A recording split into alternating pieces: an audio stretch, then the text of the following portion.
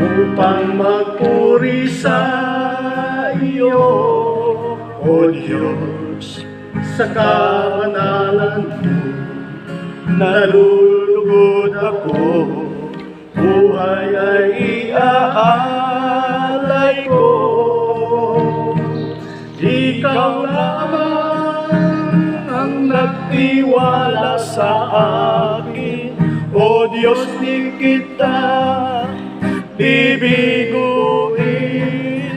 Pagtatapat sa'yo, maglilingkod ako, O Diyos, kay buti mo.